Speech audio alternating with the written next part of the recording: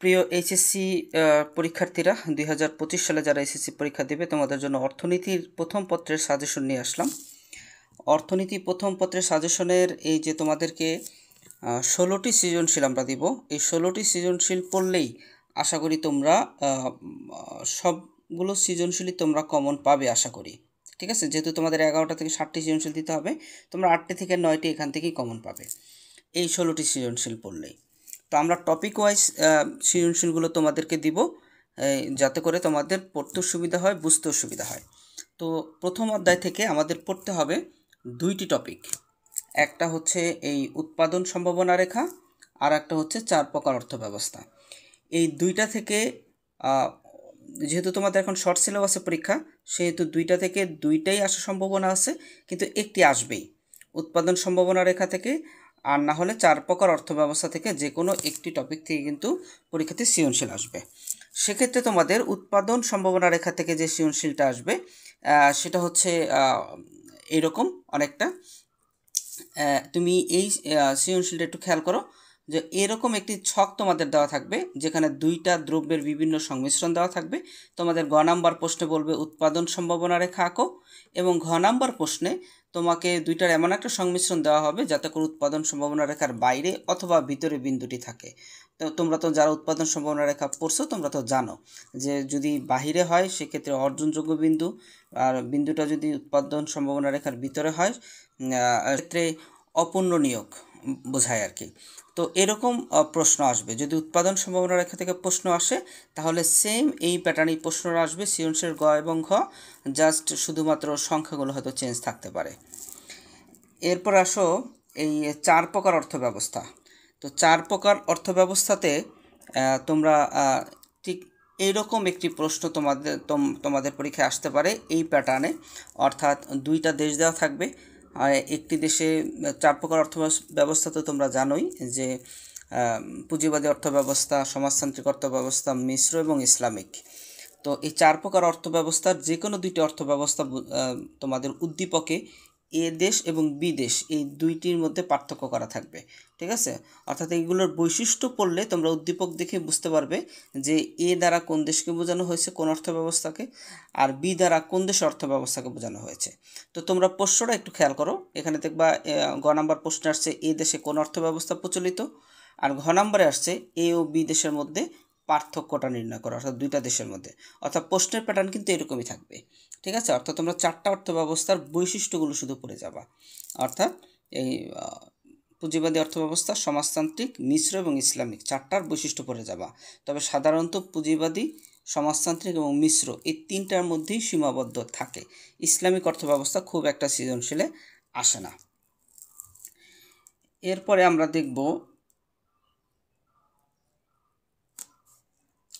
দেখব দ্বিতীয় অধ্যায়। তো দ্বিতীয় অধ্যায়ে আমরা 3টা টপিক থেকে 3টা সৃজনশীল পড়ব।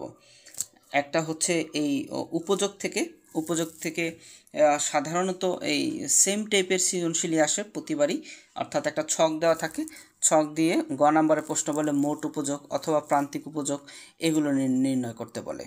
ঠিক আছে, অর্থাৎ মোট উপযোগ দেওয়া থাকলে প্রান্তিক উপযোগ বের করতে বলবে, প্রান্তিক উপযোগ দেওয়া থাকলে মোট উপযোগ নির্ণয় করতে বলবে, অর্থাৎ এই প্যাটার্নের একটা প্রশ্ন থাকবে। তো এখানে দেখো একটা ছক দেওয়া আছে, গ নাম্বার বলছে প্রান্তিক উপযোগ রেখা অঙ্কন করো, কারণ ছকের মধ্যে মোট উপযোগ দেওয়া আছে। আর ঘ নাম্বারে দেওয়া থাকবে কি উদ্দীপকের আলোকে ক্রমহ্রাসমান প্রান্তিক উপযোগ বিধিটি কার্যকর কিনা এটা ব্যাখ্যা করতে বলবে, অর্থাৎ ক্রমহ্রাসমান প্রান্তিক উপযোগ বিধিও তোমাদের পড়ে যেতে হবে। এক্ষেত্রে প্রশ্নটা এরকম হয় অনেক সময় যে উদ্দীপকে কোন বিধিটি কার্যকর হয়েছে ব্যাখ্যা করো। ঠিক আছে, সেক্ষেত্রে বলবা যে ক্রমহ্রাসমান প্রান্তিক উপযোগ বিধিটি কার্যকর হয়েছে। ক্লিয়ার? তো এখান থেকে এই মোট উপযোগ, প্রান্তিক উপযোগ আর ক্রমহ্রাসমান প্রান্তিক উপযোগ বিধি এইটুকু করলেই তোমাদের একটা সৃজনশীল এখান থেকে আসবে। এরপরে আছে উদ্দীপকের সূচি হতে ভারসাম্য দাম ও পরিমাণ নির্ণয় করো, অর্থাৎ ভারসাম্য দাম ও পরিমাণ এটা খুবই গুরুত্বপূর্ণ। তবে ভারসাম্য দাম ও পরিমাণ দুইভাবে নির্ণয় করা যায়। ঠিক আছে, একটা হচ্ছে এই সূচি থেকে, যেখানে চাহিদা এবং যোগান দেওয়া থাকবে, চাহিদা সূচি এবং যোগান সূচি দেওয়া থাকবে, চিত্রের সাহায্যে একটা ভারসাম্য দাম ও পরিমাণ নির্ণয় করতে হবে। আর একটা হচ্ছে সমীকরণ দেওয়া থাকে। ঠিক আছে, সমীকরণ দেওয়া থাকবে, সমীকরণ থেকে ভারসাম্য দাম ও পরিমাণ নির্ণয় করতে হবে। তো এখান থেকে প্রশ্নটা কীরকম হয়? এখান থেকে প্রশ্নটা হয় হচ্ছে, যদি সূচি থেকে ভারসাম্য দাম ও পরিমাণ নির্ণয় করা আসে, তাহলে প্রশ্নের মধ্যে এরকম একটি সূচি দেওয়া থাকবে, যেটাতে চাহিদার পরিমাণ দেওয়া থাকবে, যোগানের পরিমাণ দেওয়া থাকবে। এখানে গ নাম্বার প্রশ্নটা খেয়াল করো, যে তথ্যের আলোকে ভারসাম্য চিত্রের সাহায্যে ব্যাখ্যা করা, অর্থাৎ এই চাহিদা যোগানের আলোকে চিত্র আঁকবে, চিত্র এঁকে তারপরে ভারসাম্য দাম ও পরিমাণ নির্ণয় করে দেখাবে। তো আমরা তো এখানে দেখতে পারতেছি ছকের আলোকে যে ভারসাম্য দাম হচ্ছে 2 টাকা আর ভারসাম্য পরিমাণ হচ্ছে 20 একক। ঠিক আছে। আর ঘ নাম্বার প্রশ্নে থাকবে কি, ওই চাহিদা অথবা যোগান কোনো একটা যদি বাড়ায় দেয়, সেক্ষেত্রে তোমার ভারসাম্যের অবস্থার কি পরিবর্তন হবে সেটা আসবে ঘ নাম্বার প্রশ্নে। তো আশা করি এই সৃজনশীলটা বুঝতে পারছো। এরপর হচ্ছে ঘ নাম্বার 3 নাম্বার প্রশ্ন দ্বিতীয় অধ্যায় থেকে, সমীকরণ হতে ভারসাম্য দাম ও পরিমাণ নির্ণয় করো। তো এক্ষেত্রে দুইটা সমীকরণ দেওয়া থাকবে, চাহিদা সমীকরণ আর হচ্ছে যোগান সমীকরণ। প্রশ্নটা হবে অনেকটা এরকম, যেখানে চাহিদা সমীকরণ দেওয়া থাকবে, যোগান সমীকরণ দেওয়া থাকবে, আর গ নাম্বার প্রশ্নে আসবে ভারসাম্য দাম ও পরিমাণ নির্ণয় করো। সেক্ষেত্রে তোমরা তো জানো এটা কীভাবে করতে হয়, যে আমরা জানি কিউডি ইকুয়াল টু কিউএস দিয়ে এরপর মানগুলো বসায় পি এর মান বের করব। এরপরে পি এর মান বের করলে ভারসাম্য দাম পেয়ে যাব, আর পি এর মানটা কিউডি এবং কিউএসে বসানোর পরে যে মানটা বের হবে ওইটা হচ্ছে ভারসাম্য পরিমাণ। তো এটা পেয়ে যাব গ নাম্বারে। আর ঘ নাম্বারে হচ্ছে আমাকে করতে হবে, এই ভারসাম্য যে দামটা বের হবে ওই দামটা থেকে একটু কম অথবা বেশি আর একটা দাম দিয়ে বলবে যে যদি এরকম হয় তাহলে আমার চাহিদা যোগানে কী প্রভাব পড়বে। ঠিক আছে, অর্থাৎ এই প্যাটার্নে প্রশ্ন আসে যদি তোমার সমীকরণ থেকে ভারসাম্য দাম ও পরিমাণ নির্ণয় করে এটা আসে। তবে সাধারণত পরীক্ষাতে এই উপযোগ থেকে একটা আসে আর এই দুইটা থেকে যে কোনো একটা আসে, এই দুইটা সৃজনশীল এখান থেকে পরীক্ষাতে আসে। এরপরে হচ্ছে তৃতীয় অধ্যায়। তো তৃতীয় অধ্যায়ে আমরা দেখব যে উৎপাদন ব্যয় আর উৎপাদন আয়, এই 3টা টপিক থেকে যে কোনো 2টা টপিক থেকে সৃজনশীল আসে। তবে সাধারণত এইটা থেকে একটা আসেই, এই 1 নাম্বার থেকে একটা আসে, আর এই 2টা থেকে যে কোনো একটা আসে সাধারণত। তো এই ক্ষেত্রে 3টা থেকেই একই প্যাটার্নের প্রশ্ন আসে। ঠিক আছে, 3টাতেই ছক দেওয়া থাকে, ছক থেকে আমাদের প্রশ্নগুলো আসে। তো কীরকম আসে, ধরো উৎপাদন থেকে টিপি এপি এমপিগুলো তো মানে তোমরা জানো। ঠিক আছে, টোটাল প্রোডাকশন, অ্যাভারেজ প্রোডাকশন আর মার্জিনাল প্রোডাকশন, অর্থাৎ মোট উৎপাদন, গড় উৎপাদন, প্রান্তিক উৎপাদন। এই তোমার এরকম একটা ছক থাকবে যেখানে মোট উৎপাদন অথবা প্রান্তিক উৎপাদন দেওয়া থাকবে, তোমাকে বাকিগুলো বের করতে হবে। যেমন এই প্রশ্নের মধ্যে দেওয়া আছে মোট উৎপাদন দেওয়া আছে, কিন্তু প্রশ্ন বলছে কি প্রান্তিক উৎপাদন রেখাঙ্কন করো, অর্থাৎ মোট উৎপাদন থেকে প্রান্তিকটা বের করবা, এরপরে ওই রেখাটা তোমাকে আঁকতে বলছে। আর ঘ নাম্বারে আসবে যে এখানে কোন বিধিটি কার্যকর হয়েছে। ঠিক আছে, এখানে হচ্ছে ক্রমহ্রাসমান অথবা সমপ্রান্তিক উৎপাদন। ঠিক আছে, যে 3টা প্রকার আছে উৎপাদন বিধির, সেই 3টা প্রকার থেকে প্রশ্ন আসে। এবং এই ঘ নাম্বার প্রশ্নটাও প্রায় জায়গায় আসে যে এই বিধিটি কৃষি উৎপাদনের ক্ষেত্রে এটা কার্যকর কিনা। ঠিক আছে, এই প্রশ্নটাও প্রায় জায়গাতে কিন্তু আসে। তো এটাও তোমাদের পড়ে রাখতে হবে। অর্থাৎ এই সৃজনশীলটা যদি তোমরা ভালো মতো বুঝে পড়ো তাহলে এখান থেকে একটা সৃজনশীল তোমরা পাবা। এরপর দেখো 2 নাম্বার টপিক আছে উৎপাদন ব্যয়। উৎপাদন ব্যয় এখানে সাধারণত প্রশ্নের মধ্যে টিএফসি, টিভিসি এগুলি দেওয়া থাকে, তোমাকে টিসি, এসি, এমসি এগুলো বের করতে বলে। ঠিক আছে, এগুলো তো তোমরা জানোই যেহেতু এগুলো পড়ছো তোমরা। টিসি মানে total cost, average cost, marginal cost. TFC মানে হচ্ছে টোটাল ফিক্সড কস্ট, টিভিসি মানে হচ্ছে টোটাল ভেরিয়েবল কস্ট। তো ফিক্সড কস্ট আর ভেরিয়েবল কস্ট যোগ করলে আমরা টিসি পাই। ঠিক আছে, টিসিকে আবার সংখ্যা দ্বারা ভাগ করলে এসি পাই। তো এগুলি তো তোমরা জানো, অর্থাৎ এগুলি দেওয়া থাকবে, তোমাকে বের করতে হবে। প্রশ্নটা হবে অনেকটা এইরকম যে দেখো এই যে উৎপাদন দেওয়া আছে, টিএফসি দেওয়া আছে, টিভিসি দেওয়া আছে। তো গ নাম্বার প্রশ্ন বলছে কি টিসি নির্ণয় করো। তো টিএফসি আর টিভিসি এই দুটো যোগ করলে কিন্তু আমরা টিসি পেয়ে যাই, ঠিক না। আর ঘ নাম্বার প্রশ্ন বলছে এসি রেখা অঙ্কন করো।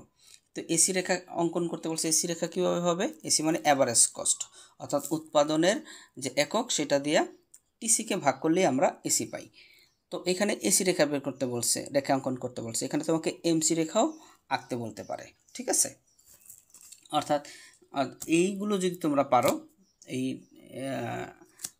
TC, AC, MC, TFC, TVC এই রেখাগুলো কীভাবে আঁকে, কীভাবে বের করে এগুলো, এটা যদি তুমি পারো তাহলে কিন্তু তুমি এখান থেকে যে কোনো প্রশ্ন আসলে তুমি উত্তর দিতে পারবা।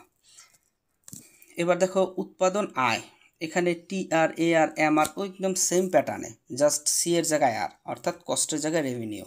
ঠিক আছে, একদম সেম প্যাটার্নেই প্রশ্ন আসে পরীক্ষাতেও। দেখো এইরকম প্রশ্ন আসে সাধারণত। এই যে এখানে দেখো মোট আয় মানে টি আর দেওয়া রয়েছে, গড় আয় মানে এ আর দেওয়া আছে, প্রান্তিক আয় মানে এম আর দেওয়া আছে। তো বলছে তথ্য থেকে প্রান্তিক আয় ও গড় আয় রেখা অঙ্কন করো, অর্থাৎ রেখা আঁকতে বলছে। ছক দেওয়া আছে, রেখা আঁকতে বলছে, বুঝতে পারছি? তো অনেক সময় এখানে দেখা যাচ্ছে যে টি আর দেওয়া থাকলেও তোমাকে এম আরটা বের করে নিতে হতে পারে। ঠিক আছে, তবে এক্ষেত্রে গুরুত্বপূর্ণ একটা প্রশ্ন হচ্ছে এই যে এ আর আর এম আর, ঠিক আছে, প্রান্তিক আয় এ আর আর এম আর এই দুইটার পার্থক্য পরীক্ষাতে আসে। ঠিক আছে, যে এ আর রেখাটা এরকম কেন, এম আর রেখাটা এরকম কেন, আকৃতির উপরে মন্তব্য করতে বলে। ঠিক আছে, তো এটাও তোমরা একটু ভালো করে পড়ে যাবে। তো এই যে দেখো তৃতীয় অধ্যায় থেকে আমরা 3টা পড়লাম, এখন আমরা যাব চতুর্থ অধ্যায়। চতুর্থ অধ্যায় দেখো, চতুর্থ অধ্যায় একদম সিম্পল, পূর্ণ প্রতিযোগিতামূলক বাজার আর একচেটিয়া বাজার। এখান থেকে প্রশ্নের প্যাটার্ন সেম, অর্থাৎ চিত্র দেওয়া থাকে, পূর্ণ প্রতিযোগিতার চিত্র দেওয়া থাকবে অথবা একচেটিয়া বাজারের চিত্র দেওয়া থাকবে। সেই চিত্র থেকে তোমাকে কী বলে মুনাফা অথবা লোকসান এগুলো নির্ণয় করতে বলবে। তাহলে আমরা শুরুতে দেখি পূর্ণ প্রতিযোগিতামূলক বাজার, সেখান থেকে কীরকম প্রশ্ন আসে। তো এই যে একটা প্রশ্ন দেখো, এটা সাধারণত এইরকম একটা ফর্মেটেই প্রশ্ন আসে, এরকম একটা উদ্দীপক দেওয়া থাকবে। এই উদ্দীপকের মধ্যে দেখো দেওয়ার পরে গ নম্বর প্রশ্ন বলছে ভারসাম্য অনুযায়ী ফার্মের মুনাফা অথবা ক্ষতি নিরূপণ করো, অর্থাৎ ফার্মের কতটুকু লাভ হয়েছে অথবা কতটুকু ক্ষতি হয়েছে সেটা করে দেখাতে হবে একটা ম্যাথমেটিক্সের মাধ্যমে, ছোট একটা অঙ্কের মাধ্যমে। ঠিক আছে, যেমন চিত্রের মধ্যে এই পাশে দেখো সংখ্যা দেওয়া আছে 20, 15, 10, 5। ঠিক আছে, এইটা একটা সংখ্যার অঙ্ক করে কিন্তু এটা উত্তর বের করে ফেলতে পারবে।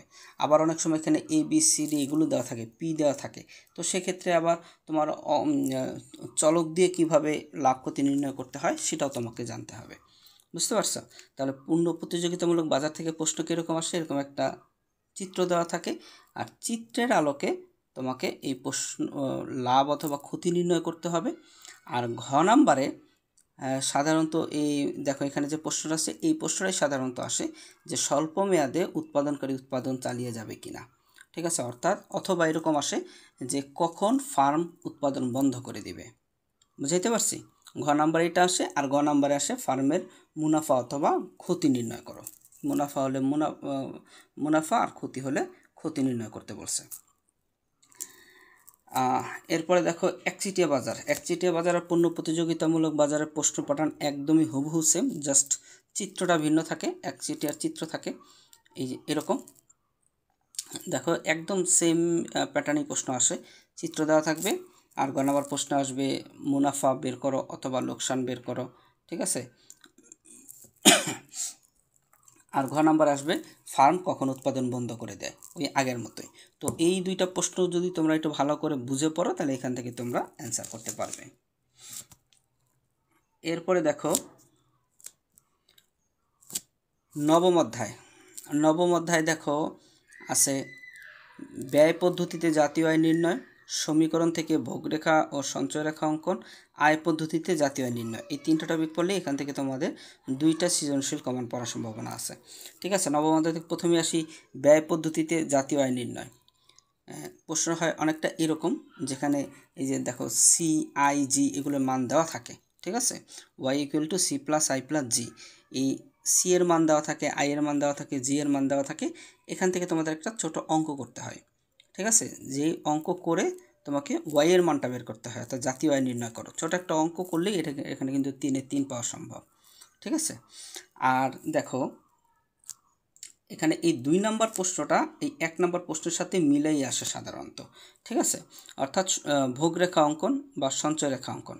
তোমরা এই প্রশ্নের মধ্যে দেখো গ নাম্বারে আসছে কি জাতীয় আয় নির্ণয়, আর ঘ নাম্বারে আসছে ভোগরেখা অঙ্কন করো। এই যে C equal to 100 plus 0.6 Y, এই যে একটা সমীকরণ দেওয়া আছে ভোগ সমীকরণ, এই ভোগ সমীকরণ থেকেই তোমাকে একটা এই ভোগরেখা অঙ্কন করতে বলে। অনেক সময় এখানে সঞ্চয় রেখা অঙ্কন করতে বলে, ঠিক আছে, এখানে সঞ্চয় সমীকরণ দেওয়া থাকে, সঞ্চয় রেখা অঙ্কন করতে বলে। তো দেখো, তো ভোগ রেখা অঙ্কন আর সঞ্চয় রেখা অঙ্কন এই দুইটা শিখবা। আর হচ্ছে জাতীয় আয় নির্ণয় C+I+G এর মাধ্যমে, এইখান থেকেই তোমাদের একটা সৃজনশীল এটা কিন্তু পরীক্ষাতে আসবেই, ঠিক আছে। আর নম্বর টপিক হচ্ছে আয় পদ্ধতিতে জাতীয় আয় নির্ণয়। তো এখান থেকে প্রশ্ন আসলো একদম সহজ, ঠিক আছে, এখানে কোনো অঙ্ক নাই বা কোনো চিত্রও নাই, একদম থিওরিটিক্যাল। এখানে একটা সূত্র দেওয়াই থাকবে তোমাদের আয় পদ্ধতিতে, y=I(w), অর্থাৎ ওই ভূমি শ্রম মূলধন সংগঠন থেকে যে আয়টা পাই সেই আয়ের একটা সূত্র তোমাদের দেওয়া থাকবে, ঠিক আছে, জাস্ট ওইটাকে ব্যাখ্যা করে দিতে হবে। তো জাতীয় পদ্ধতিতে আয় নির্ণয়ের সূত্রটা কী থাকে, খাজনার সমষ্টি, মজুরির সমষ্টি, মুনাফার সমষ্টি এবং সুদের সমষ্টি, এইগুলোকে যোগ করলে যে জাতীয় আয় পাওয়া যায় আয় পদ্ধতিতে, এই যে সূত্রটা, এই সূত্রের ব্যাখ্যাটা তোমাকে দিতে হবে এখান থেকে যদি কোনো সৃজনশীল পরীক্ষাতে আসে। তবে এখান থেকে এই অধ্যায় থেকে তুমি যদি এই 1 ও 2 ভালো মতো পড়ো, এখান থেকেই তুমি কিন্তু সৃজনশীল পেয়ে যাবা। তবে দেখো, এই টপিক 4টা, এই প্রথম টপিকটা এটা খুবই ইম্পর্টেন্ট, এটা পরীক্ষাতে আসবেই, ঠিক আছে। অর্থের পরিমাণ তত্ত্ব, MB প্লাস M'(B')=PT। এখানে পি বাদে বাকি সবগুলোর মানই পরীক্ষাতে দেওয়া থাকবে। এই যে প্রশ্নটা অনেকটা এরকম যে এম এর মান দেওয়া থাকবে, ভি এর মান, V', M', টি এর মান, সবগুলোর মান দেওয়া থাকবে, জাস্ট পি এর মানটা দেওয়া থাকবে না। তো মানগুলো অবশ্যই পি এর মান বের করবা, অর্থাৎ দামের স্তর বের করে ফেলবা। গ নাম্বার প্রশ্ন আসে উদ্দীপকের আলোকে দামের স্তর নির্ণয় করো। আর ঘ নাম্বারে সেম অঙ্কটাই তোমায় করতে হবে, হয়তো এম অথবা ভি অথবা V', কোনো একটার মান চেঞ্জ করে বলবে যে এবার দামের স্তরটাকে আগের মতোই আছে কিনা, ঠিক আছে, অথবা অর্থের মূল্যের উপর কী প্রভাব পড়বে।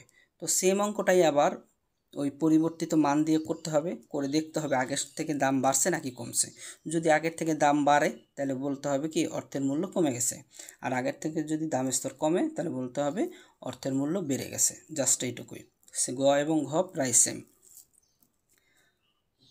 এবার দেখো 2 নাম্বার অর্থের মূল্য তত্ত্ব, এটা একটু কম আসে পরীক্ষাতে, এটা খুব বেশি একটা আসে না। তারপরও এটা যেহেতু একটু সহজ, এখানে কোনো অঙ্ক নাই, তারপরে কোনো চিত্র আলাদা করে আঁকতে হবে না, উদ্দীপকে যেটা আছে ওইটাই তোমাদের আঁকতে হবে, চিত্র উদ্দীপকেই দেওয়া থাকবে, এর জন্য এটাও একটু পড়ে নিতে পারো। প্রশ্ন আসে অনেকটাই এরকম যে ফিশারের বক্তব্যের সাথে প্রাসঙ্গিক কিনা। এই চিত্র দ্বারা বোঝানো হয়েছে অর্থের মূল্য, এখানে দেখা যাচ্ছে যে দাম বাড়লে অর্থের মূল্য কমে আর দাম কমলে অর্থের মূল্য বাড়ে, অর্থাৎ অর্থের মূল্য আর দামের স্তরের মধ্যে যে বিপরীত সম্পর্ক, এইটাই হচ্ছে কি এই অর্থের মূল্য তত্ত্বের মূল কথা, ঠিক আছে। তো এই প্রশ্নটাও তোমরা একটু উপরে রাখবে, এটা খুব একটা আসে না, তবে মাঝে মাঝে আসে। এরপরে হচ্ছে এই 3 এবং 4, এই 3 ও 4 এই দুইটা মিলে একটা সৃজনশীল পরীক্ষাতে আসে, আবার কখনো শুধু 3 দিয়েও পরীক্ষাতে আসে। বাণিজ্যিক ব্যাংক ও কেন্দ্রীয় ব্যাংকের কার্যাবলী, এক্ষেত্রে আমরা 2টা প্রশ্ন দেখব বাণিজ্যিক ব্যাংক কেন্দ্রীয় ব্যাংকের কার্যাবলীর ক্ষেত্রে। তো দেখো, এইভাবেও আসতে পারে। এখানে প্রথম প্রশ্নটাতে ওই যে এ ব্যাংক, এখানে 3টা বৈশিষ্ট্য দেওয়া আছে, বি ব্যাংকের 3টা বৈশিষ্ট্য দেওয়া আছে। এই বৈশিষ্ট্য দেখে বুঝতে হবে যেখানে কোন ব্যাংকের কথা বলা আছে, ঠিক আছে, অর্থাৎ এটা কি কেন্দ্রীয় ব্যাংক নাকি বাণিজ্যিক ব্যাংক। অথবা পরের সৃজনশীলটা দেখো, এখানে মিস্টার জুয়েল একটা ব্যাংকে চাকরি করেন যেটা মুদ্রা বাজারের অভিভাবক, অর্থাৎ তুমি এই উদ্দীপকটা পড়ে বুঝতে পারবা যে মিস্টার জুয়েল কোন ব্যাংকে চাকরি করে, কেন্দ্রীয় ব্যাংক নাকি বাণিজ্যিক ব্যাংক, বা তার বন্ধু রুবেল কোন ব্যাংকে চাকরি করে, কেন্দ্রীয় ব্যাংক নাকি বাণিজ্যিক ব্যাংক। তো তোমরা যদি জাস্ট একটু উদ্দীপকটা পড়ো তাহলে বুঝে যাবে এটা কোন ব্যাংক, কেন্দ্রীয় ব্যাংক নাকি বাণিজ্যিক ব্যাংক। এটা বোঝার পরে কিন্তু গ নাম্বার প্রশ্ন একদম সহজ, যে ওই কেন্দ্রীয় ব্যাংক অথবা বাণিজ্যিক ব্যাংকের কার্যাবলী নিয়ে তোমরা লিখবা, ঠিক আছে, কাজগুলো লিখবা। অর্থাৎ বাণিজ্যিক ব্যাংক কেন্দ্রীয় ব্যাংকের পার্থক্য তোমাদের বইয়ের মধ্যে দেওয়া আছে, অনেকগুলো পয়েন্ট দেওয়া আছে, এগুলো পড়লেই তোমরা একটা সৃজনশীল এখান থেকে পাবে। অনেক সময় এটার সাথে ঘ নাম্বারে অথবা আলাদা কোনো সৃজনশীলে এই প্রশ্নটাও আসে, তবে একটু কম আসে, তবে এই প্রশ্ন গুরুত্বপূর্ণ। তবে এখানে একটা গণিত আছে, তোমরা যদি এটা কেউ না করতে চাও, না করলেও হবে, অসুবিধা নেই, তাহলেও তুমি 7টা সৃজনশীল কমন পাবে। আর যারা এটা করতে চাও তারা এই অঙ্কটা করে রাখতে পারো, কারণ এই অধ্যায় থেকে এটাও পরীক্ষাতে আসে। অর্থাৎ ব্যাংকের ঋণ সৃজন পদ্ধতি অথবা ঋণ আমানত যে সৃষ্টি করে ব্যাংক সেটা, সেক্ষেত্রে এই জাতীয় প্রশ্ন আসে। নমুনা প্রশ্নটা দেখতে পারো যে এটা কিন্তু বিগত সালে আসছেও পরীক্ষাতে এরকম বিভিন্ন প্রশ্ন, অর্থাৎ রিজার্ভের হার, আমানতের পরিমাণ এগুলি দেওয়া থাকবে। উদ্দীপকের আলোকে বাণিজ্যিক ব্যাংক কর্তৃক সৃষ্ট ঋণ আমানতের পরিমাণ নির্ণয় করো। ঠিক আছে, তো এই ছোট অঙ্কটাও তোমরা করে ফেলতে পারো। তো এই হচ্ছে আমাদের যে 6টি অধ্যায় রয়েছে, 6টি অধ্যায় থেকে এই 16টি সৃজনশীল পড়লেই তোমরা আশা করি পরীক্ষাতে একদম 16টা সৃজনশীল পড়লে তোমরা 8টা থেকে 9টা সৃজনশীল তোমরা কমন পাবে, যেখানে তোমাকে দেওয়া লাগবে মাত্র 7টা। ঠিক আছে, এইগুলোর বাইরে প্রশ্ন আসবে না, কিন্তু এগুলো বুঝে বুঝে পড়তে হবে, কারণ সংখ্যা অথবা বিভিন্ন মান এগুলো চেঞ্জ থাকতে পারে। ঠিক আছে, তো আশা করি তোমাদের পরীক্ষা ভালো হোক। অল্প সময়ের বাকি আছে, আর এই অল্প সময়ের মধ্যে আর কোনো বিষয় যদি জানার থাকে বা বোঝার থাকে অবশ্যই কমেন্টে জানাবে। আসসালামু আলাইকুম।